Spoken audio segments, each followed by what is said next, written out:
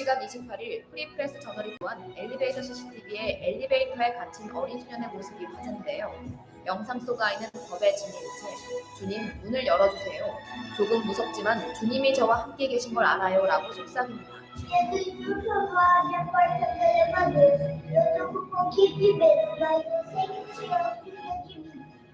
아이가 기도를 마치고 아멘이라고 말하는 그 순간 굳게 닫혀있던 엘리베이터 문이 활짝 열립니다. 조금 놀란 듯 뒷걸음질 치던 소년은 문이 닫히기 전 재빨리 엘리베이터에서 탈출하는데요. 영상은 SNS를 중심으로 빠르게 확산하며 감동을 주고 있습니다. 네티즌들은 아이의 순수함이 너무 아름답다. 두려운 상황에서 바로 기도할 수 있는 신앙심이 대단하다. 혼자 무서웠을 텐데 장하다 등의 반응이 이어집니다.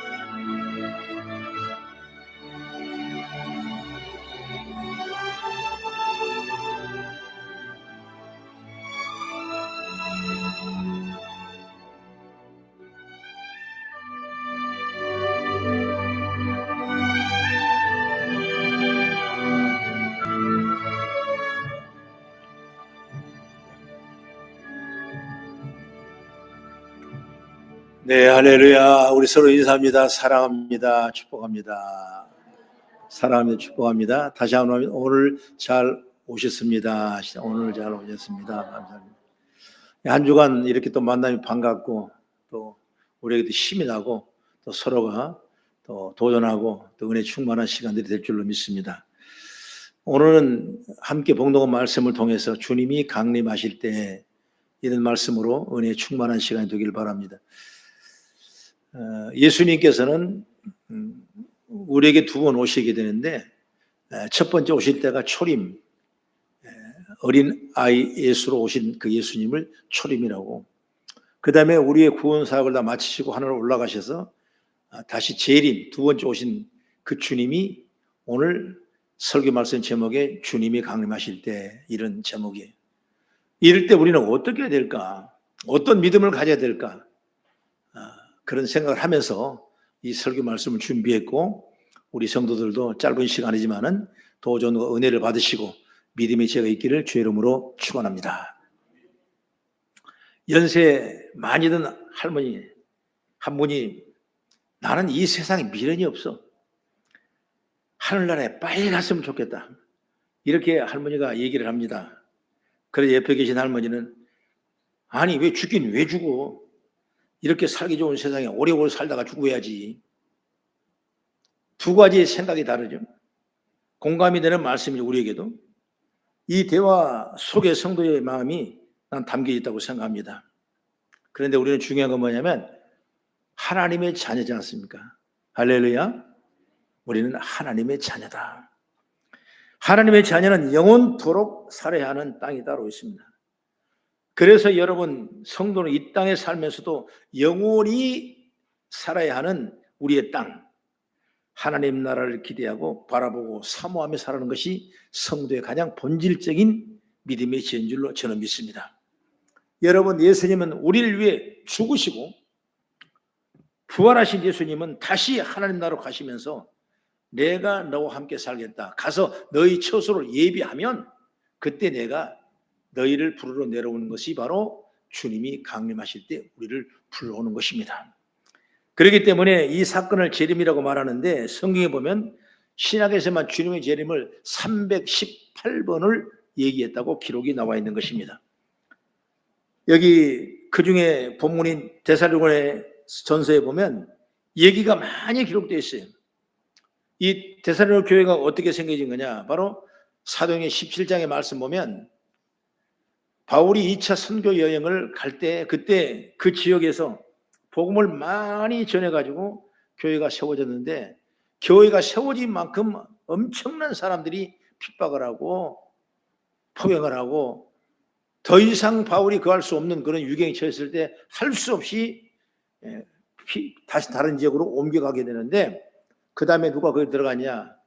디모데를 가서 보내게 돼서 디모데가 목회 사역을 잘 하고 있는데, 사람들이 다 각장각이야. 때로는 믿음이 좋은 사람도 있고 믿음이 없는 사람도 있고. 그래서 바울 사도가 이 교회에 편지를 하는데, 그 편지 내용이 오늘 데살로니가 전후서인데, 거기는 감사라, 그리고 기뻐하라, 그리고 때가 되면 주님이 강림하실 거다, 이 주제입니다. 이 주제. 그러므로 오늘가 이 말씀을 통해서 우리들도 이 시대에 살아가면서 이 말씀에 잘 적용하고 우리가 받아야 할 마땅한 말씀이라고 분명히 말씀을 드리고 싶습니다. 그 재림에 관한 일반적인 사람은 두 가지 태도를 가지는데, 첫째 하나는 뭐냐? 임박한 재림을 말하는 사람도 있어요. 때가 됐다. 또 한 부류는 뭐냐? 대부분 재림에 대한 기대가 없습니다. 심지어 무슨 재림이 있다고 재림을 믿지 않습니다. 그러나 성경은 분명히 예수님에 대한 예언과 그 예언의 성취가 그대로 기록되고 약속이 됐다는 사실을 보게 되는 것이죠. 그래서 예수님은 이사야 선지자를 통해서 동정녀 마리아를 통해 탄생할 것이라고 예언했고, 미가서 5장 2절의 말씀 보면 그가 베들레헴에서 탄생할 걸 말씀하셨다. 이 말씀이 바로 700년 전에, 예수님 오시기 700년 전에 이미 예언의 말씀을 통해서 그 말씀이 그대로 성취된 걸 보게 되는 것입니다. 아까도 말했지만 재림에 대한 예언이 신약 성경에만 318번이라고 말했는데, 이렇게 많은 기록된 것은 바로 재림에 반드시 있을 것이고, 그것이 재림 신을 갖고 재림을 대비하며 살라, 이렇게 강조하는 말씀이라고 믿어지게 되는 것입니다. 그럼 오늘 우리 살전 5장 3절 한번 찾아보면, 시작. 그들이 평안하다 안전하다 할 그때 임신한 여자에게 해산의 고통이 이름과 같이 멸망이 갑자기 그들에게 이르니 결코 피하지 못하리라. 여러분, 임신한 여자가 어찌 그리 고통이 있을 줄 알았겠으며, 갑자기 그러면 상기가 돌면 얼마나 아프겠어요. 그 고통 떼기 전에 주님이 재림하신다고 말이에요. 그런 의미죠. 영적 의미죠. 그러므로 우리가 그 재림을 준비하라. 그러면 여러분, 주님은 재림은 언제 이루어질까? 바로 성경의 대답은 아무도 모른다는 거죠. 언제인지를 모르는 거예요. 그래서 마태복음 24장 36절에 같이 한번 시작. 그날과 그때는 아무도 모르나니 하늘의 천사들도 아들도 모르고 오직 아버지만 아시니라. 예수님도 모르고 천사들도 모르고 오직 아버지 하나님만 아신다고 말이에요. 또 말씀합니다. 32절의 말씀 보니까 시작. 무화과 나무의 비유를 배워라. 그 가지가 연하해지고 잎사귀를 내면 여름이 가까운 줄 아나니, 이와 같이 너희도 이 모든 일을 보거든 인자가 가까이 곧 문 앞에 이른 줄을 너희가 알라. 이렇게 말씀하고 있는.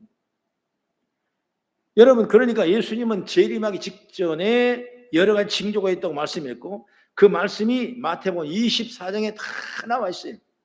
그때가 어디냐? 어떤 사람은 내가 그리스도다, 그러면 많은 사람을 속일 것이라고 그랬습니다. 또 난리와 전쟁이 날 것이라고 말씀했습니다. 믿는 사람들이 예수를 믿는 것 때문에 미움을 받을 것이고, 이단들이 득세할 것이고, 사랑에 식어진다고 말씀했습니다. 그리고 믿음이 식어져서 주님 앞에 나오기를 싫어한다고 말씀하고, 이것이 바로 마태복음 24장에 다 기록되어 있다. 이것이 바로 재림의 때라 이것입니다. 그래서 사도 바울은 주님이 강림하실 이때 데살로니가 교회 성도들에게 이런 것이 있게 해달라고 기도했는데, 그 얘기가 오늘 저와 여러분이 들을 말씀에 세 가지로 말씀을 드리기를 원합니다. 우리가 필요한 것이 뭘까? 준비할 거 뭘까? 첫째로 뭐냐? 우리 가운데 사랑이 넘쳐야 된다는 것입니다. 12절의 말씀 보면 사도 바울은 우리의 주님이 우리를 사랑한 것처럼 우리도 피차 서로 사랑이 넘쳐야 된다 그랬습니다. 여러분, 피차란 건 이쪽과 저쪽입니다. 나만 일방적인 사랑이 아니라 피차가 사랑한다는 거죠. 피차 사랑이 넘쳐나는 이유는 사랑이 서로를 세워나가는 힘이기 때문에 피차 사랑하는 거예요. 또한 사랑의 세상을 살아갈 힘이 있기 때문에 여러분 피차 사랑하는 것입니다. 만약 우리에게 뭔가 사랑하는 마음이 없다면 여러분 살맛이 나겠습니까? 사랑하는 건 전혀 없어요. 그러면 당연히 여러분 살맛이 안 나는 것입니다.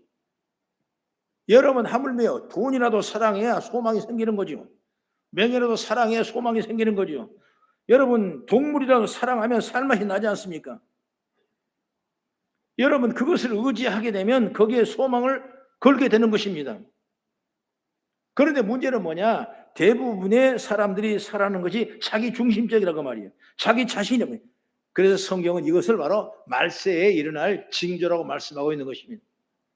그러니까 디모데후서 3장 2절의 말씀 보면 시작. 사람들이 자기를 사랑하며 돈을 사랑하며 자랑하며 교만하며 비방하며 부모를 거역하며 감사하지 아니하며 거룩하지 아니하며. 여기에 말씀 보니까 전부 다 자기 유익, 자기 이익의 사랑이에요. 그러니까 피차가 없다는 겁니다. 오직 자기 사랑만 가득 차 있죠. 그런데 주님은 우리 예수 믿는 사람들은 어떻게 살아갈 것인가? 마태복음 22장 30절 40절 같이 한번 읽고 시작. 예수께서 이르시되 내 마음을 다하고 목숨을 다하고 뜻을 다하여 주 너희 하나님을 사랑하라. 이것이 크고 첫째 되는 계명이요 둘째도 그와 같으니 내 이웃을 내 자신같이 사랑하라 하였으니 이 두 계명이 바로 온 율법과 선지의 강령이니라. 그러니까 사랑밖에 없다는 거죠. 피차 서로 사랑하는 거죠. 이 명령은 주님의 보혈의 은혜를 믿고 구원받은 사람이라면 누구나 다 행해야 할 하나님의 명령이라고 여러분 드시길 바랍니다. 예수 믿는 사람의 피차 서로 사랑할 때 삶의 희망과 용기가 생기는 것입니다. 여러분 재림이 가까울수록 사랑이 식어진다고 성경은 말씀하고 있는 것입니다. 그저 자기만 사랑한다고 말씀하고 있습니다. 그런데 주님을 믿는 사람을 만나니 사랑이 가득 차게 되는 것입니다. 서로 사랑합니다. 그러니 힘이 생기고 용기가 생기는 것입니다. 그래서 주님이 강림이 가까이 올수록 서로 사랑으로 말씀하고 있는 것입니다. 여러분 가정생활도 마찬가지예요. 외적 사랑한다면 여러분 그 속에 어떤 행복과 미전과 발전이 있겠습니까? 서로 사랑할 때 여기는 놀라운 에너지가 생기고 능력이 생기고 힘이 생기를 저는 믿습니다.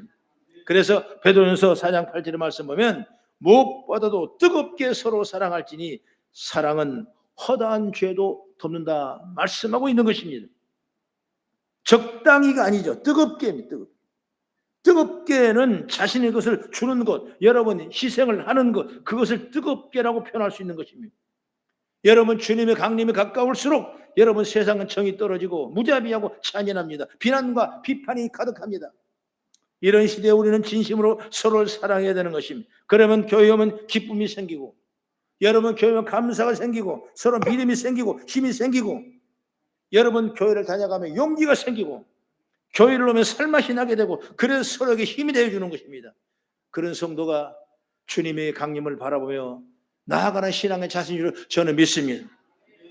그 다음에 두 번째로 뭐냐? 우리 마음이 굳게 세워져야 돼요.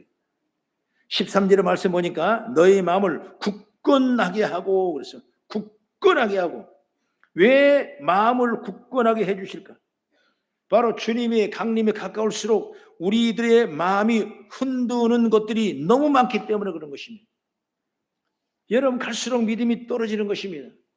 여러분 갈수록 교회가 해파되고 있는 것입니다. 갈수록 좋지 못한 얘기만 자꾸 들려지게 되는 그렇기 때문에 많은 사람이 교회를 등하셔 떠나버리는 그런 믿음이 있어요. 앞으로 다음 세대가 너무도 중요한 것입니다. 우리는 어릴 때부터 믿음을 가지고 신앙을 지키고 주님의 어떤 모임을 확실히 알았기 때문에 여러분 영원토록 주님을 붙잡고 살 것입니다. 그러나 다음 세대는 여러분 자기 유익, 자기 생각, 자기 힘과 뜻대로 살아가다 보면 믿음은 여러분 점점 회파될 수밖에 없는 거예요. 그럼 오늘 믿음을 붙잡을 때 굳건히 믿음을 붙잡고 살아가는 우리 모든 성도 되기를 난 주의 이름으로 축원합니다. 그러면 중요한 건 뭐냐면 우리 마음을 흔드는 게 뭐냐? 우선은 여러분 불신앙이에요. 불신앙. 자꾸 우리 안에 불신앙이 찾아옵니다. 불신앙이 자꾸 우리 안에 찾아오는 이유가 뭐냐? 악한 마귀가 우리 마음에 의심을 불화살에 쏘는 역사가 있다는 겁니다. 그래서 에베소 6장 16절의 말씀 보면 이런 의심의 불화살을 소멸하기 위해 믿음의 방패를 가져라 이렇게 기록하고 있는 것입니다. 여러분 믿음이 떨어지니까 교회도 싫고 목사님도 싫고 말씀도 싫고 찬양도 싫고 그거 말고 마귀는 지금도 우리 안에 믿음을 갖지 못하도록 의심의 불화살을 쏘고 있는 것입니다. 서로를 의심하게 만든 불화살을 쏘고 있는 것입니다. 여기에 속으면 안 되는 것입니다. 주님은 나를 사랑하고 계시고 믿음의 교우들이 나를 사랑한다는 믿음을 가져야 되는 것입니다. 그러면 불신앙은 우리 가운데 다 물러가게 되었다는 걸 믿으시기 바랍니다.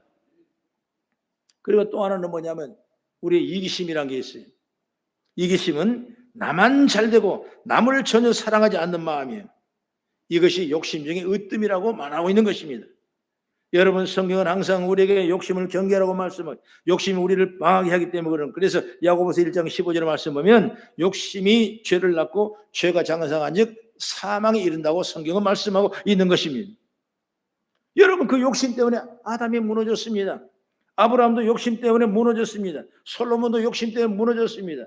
여러분, 다윗도 때로는 욕심 때문에 무너졌습니다. 욕심을 부리다 무너지지 않는 사람 없습니다. 그렇기 때문에 굳건히 우리 믿음을 지키는 것은 너무나 중요한 거죠. 그래서 잠언서 3장 15절의 말씀 보면 우리 안에 거머리 같은 것이 있다고 성경은 말씀하고, 한번 다시 읽어 시작. 거머리에게는 두 딸이 있어 다오다오 하느니라. 족한 줄을 알지 못하여 족하다 하지 아니하는 자 선옷이 있나니. 다시 말하면 우리 마음은 거머리라. 거머리. 이 거머리, 우리 마음에는 두 딸이 있어. 딸들이 아버지 앞에 달라 하는데 그 족한 줄을 알지 못하면서, 줘도 못하면서 그 못한 조건이 뭐냐? 선옷이 또 있다는 거지. 그러니까 우리 마음이 얼마나 거머리가 많냐 이것입니다. 우리 거머리처럼 우리 마음이 욕심이 있다는 겁니다. 이 거머리가 발동을 하면 굳건한 믿음이 무너지는 것입니다. 여러분, 그렇게 했던 사랑도 무너지는 것입니다. 모든 게 다 무너져 버리고 하는 것입니다. 그러기에 아가서에서는 우리 안에 있는 작은 여우를 잡으라고 성경은 말하는 것처럼 우리는 우리 안에 있는 끝없는 욕심과 거머리를 잡아내기를 바랍니다. 근데 그 욕심의 거머리가 잘 안 잡히는 거예요. 그래서 우리는 날마다 주님 앞에 무릎을 꿇어야 되는 것입니다. 주님 앞에 무릎을 꿇으면 그 욕심의 거머리가 힘을 못 쓰는 것입니다. 그런데 무릎을 피면 다시 이 거머리가 힘을 쓰는 것입니다. 그렇기 때문에 날마다 믿음으로 무릎을 꿇는 자가 되어야 되는 줄 믿습니다. 그래서 기도에 무릎을 꿇으라는 것입니다. 우리 연말이 됐지만은 다시 한번 우리가 믿음의 지혜를 얻어서 믿음을 굳건히 무릎 꿇고 기도하는 복된 자가 되길 주의 축원합니다. 여러분, 그러면 교회를 험난하지 아니하고 험만하죠. 교회를 주님을 핍박하지 아니하고 여러분 오직 믿음으로 우리가 잘 세워진 걸 보게 되는 것이죠. 누가 여러분 나의 먹는 우물에 침을 뱉을 수가 있겠습니까? 우리는 믿음으로 살아가야 되는 것입니다. 굳건한 믿음으로 세워야 되는 것입니다. 오직 나를 위해 구원하신 그 주님을 끝까지 믿고 세상 환경 바라보지 말고 오직 주님 십자가 바라보는 그런 기도에 무릎을 꿇었을 때 여러분 우리의 심령에 우리의 삶 속에 거머리 같은 게 물러가고 우리는 견고히 서고 하나님의 영광을 보게 될 줄로 저는 믿습니다. 어느 목사님은 그런 얘기했는데 또 믿음 하니까 성도가 믿음이 지겹다는 거죠. 그래서 그렇게 했답니다. 믿음이 없으면 의리라도 시키라. 의리라도. 여러분 그렇지 않습니까? 하나님 우리를 구원해 살려주셨는데 이걸 흔히 배반해버리고 교회를 배반해버리고 여러분 그렇다면 어떻게 되겠습니까? 이 집념이 있어요. 집념이 사람이라는 게. 하면 한다는 집념을 가지고 내가 성공하겠다는 집념을 가지고 여러분 믿음을 지키겠다는 집념을 가지고 그래 나갔을 때 여러분 우리 삶 가운데 하나님의 영광이 아름다운 열매를 맺는 역사가 있는 줄로 믿습니다. 때로는 사람이 말인다 환경에 변해가지고 환경에 물들다 보면은 우리 믿음이 파괴될 때가 있어요. 그럴 때 찬양하고 말씀 보며 더욱 기도하고 예배 적극적으로 동참하셔서 나의 믿음을 든든히 세워가는 은총이 있기를 주의 이름으로 축원합니다. 그런 좀 강한 믿음을 가지라고 합니다. 토끼가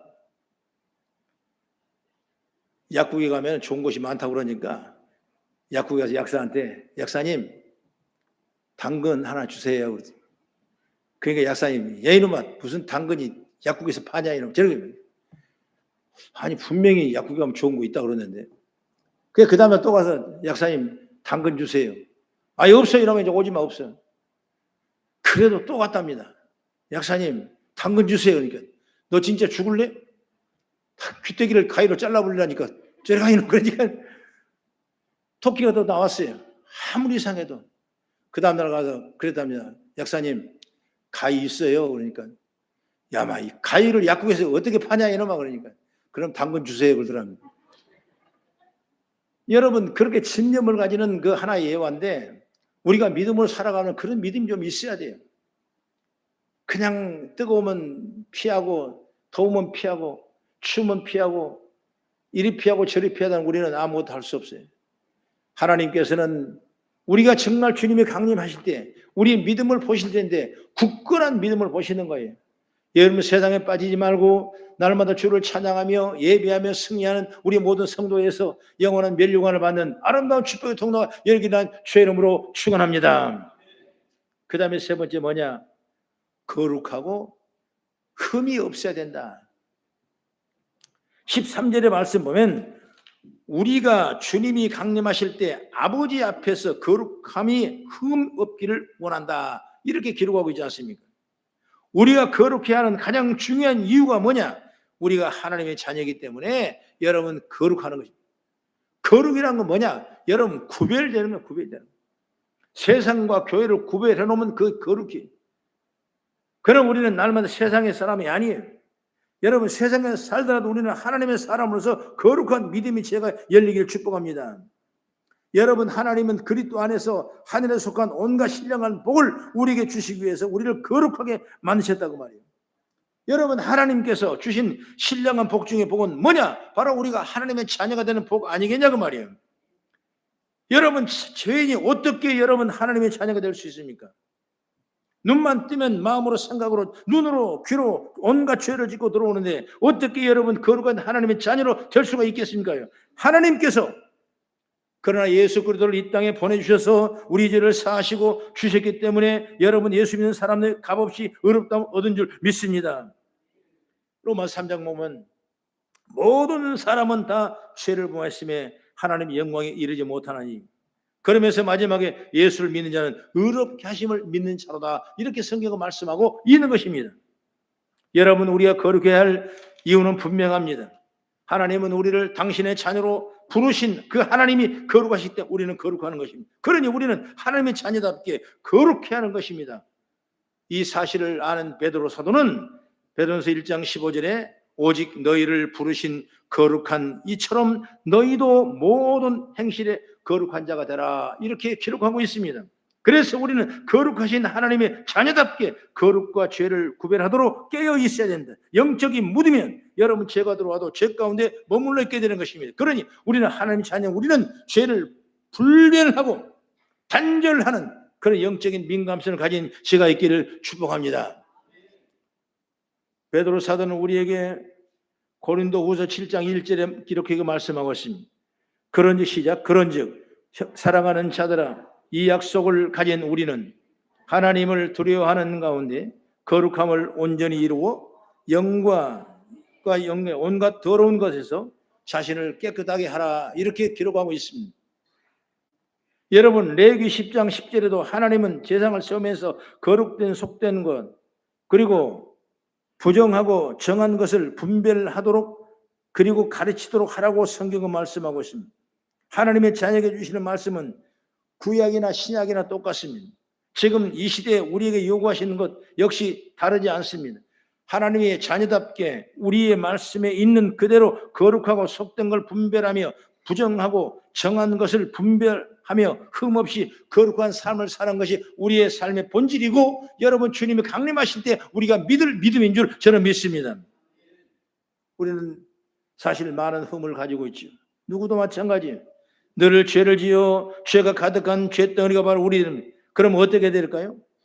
바로 한마디가 있다면 요한일서 1장 9절의 말씀 보면 시작 만일 우리가 우리 죄를 자백하면 그는 미쁘시고 의로우사 우리 죄를 사하시며 우리를 모든 불의에서 깨끗하게 하실 것이라. 할렐루야. 우리 오늘 주님이 강림하실 때 세상은 너무 화려합니다. 여러분 세상은 너무 높아집니다. 여러분 세상은 너무 넓어집니다. 우리 믿음의 사람들은 연약하기 부족하기 힘들 때가 얼마나 많습니다. 이럴 때 우리가 소망을 가져야 되는 것입니다. 우리에게 환난이나 기근이나 곤고나 어떤 어려움이 와도 우리가 믿음을 지키고 주님이 강림하실 그때를 소망하며 그 소망을 갖고 기쁨으로 나갔을 때 우리 가운데 아름다운 길이 열리고 풀리게 되고 은혜가 충만하게 될 줄 믿습니다. 만약 여러분 깨어있어서 의롭게 살고 싶은데 원치 않는 죄가 들어오면 여러분 우리는 즉시 회개하는 것입니다. 하나님은 여러분을 얼마나 사랑하는지 몰랐어요. 회개의 통로를 넓게 열어놓으셨어요. 얼마나 여러분 감사합니까?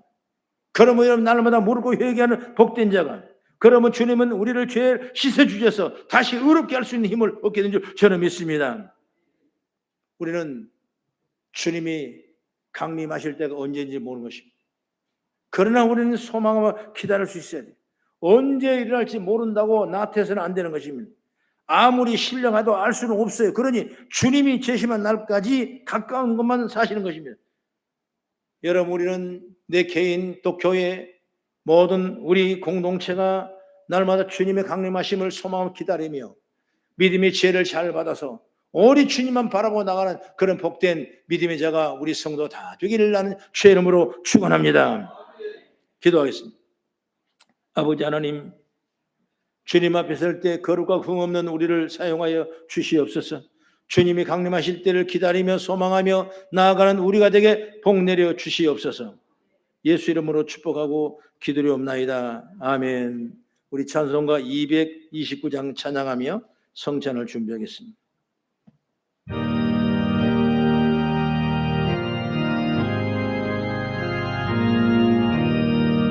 아무 구름도 없고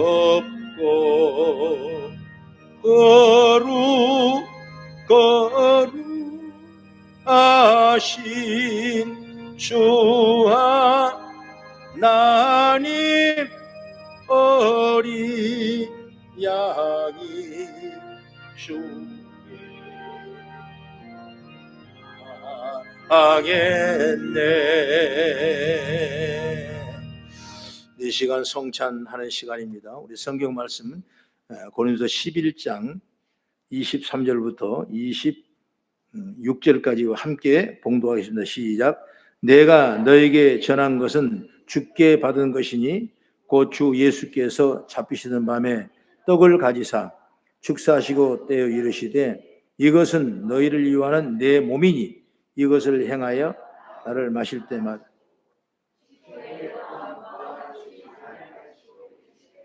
이 잔은 내 피로 세운 새 언약이니 이것을 행하여 마실 때마다 나를 기념하라 하였으니 너희가 이 떡을 먹으며 이 잔을 마실 때마다 그의 죽으심을 그가 오실 때까지 전하는 것이니라.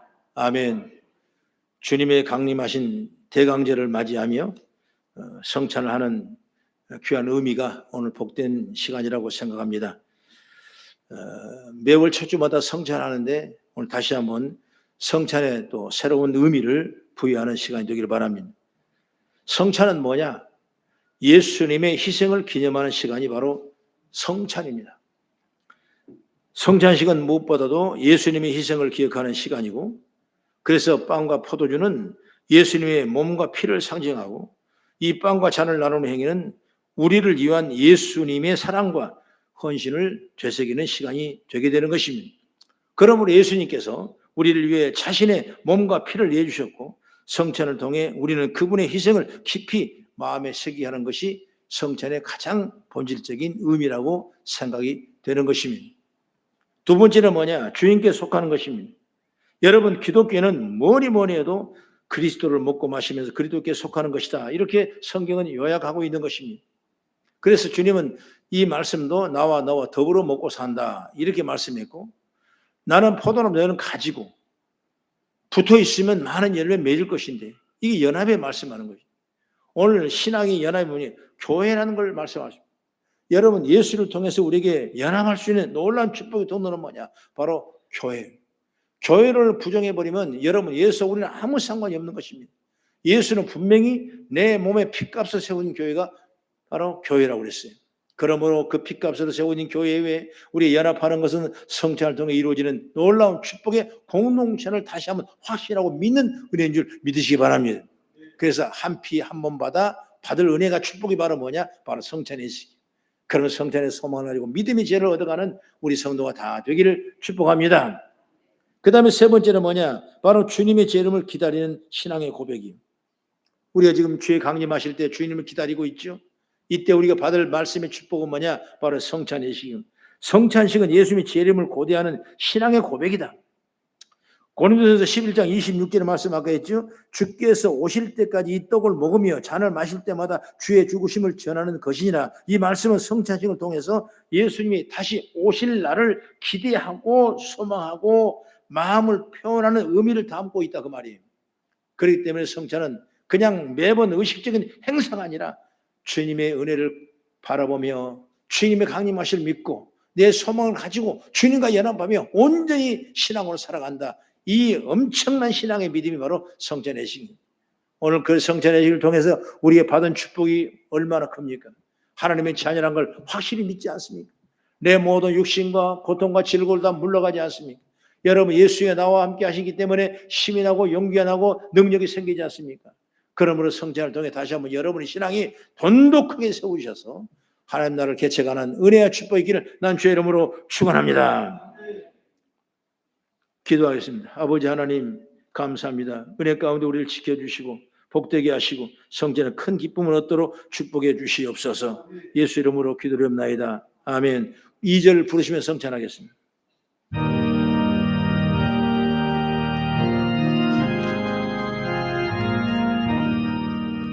아무 금도 없고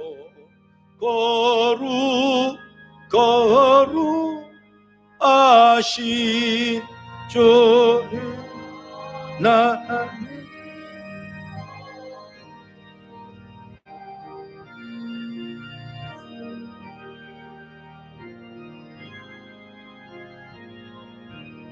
이절 말씀 이는 날 위하여 십자 위에서 못 박히사 깨뜨리신 주님의 몸일세 이는 날 위하여 영광을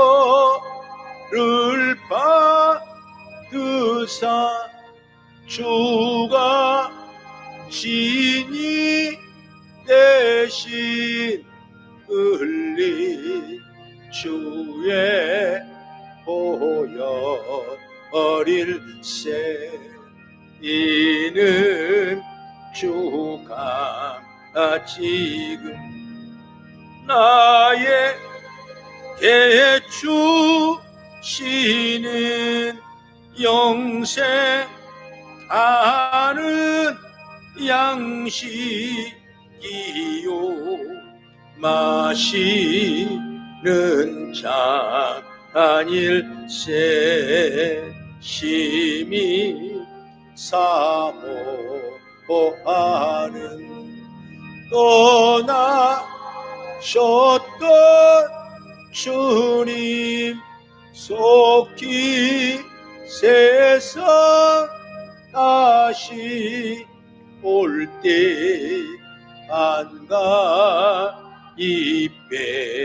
뵙겠네 우리 그때까지 십자가를 지고 주의 자비함과 은혜 널리 전파하세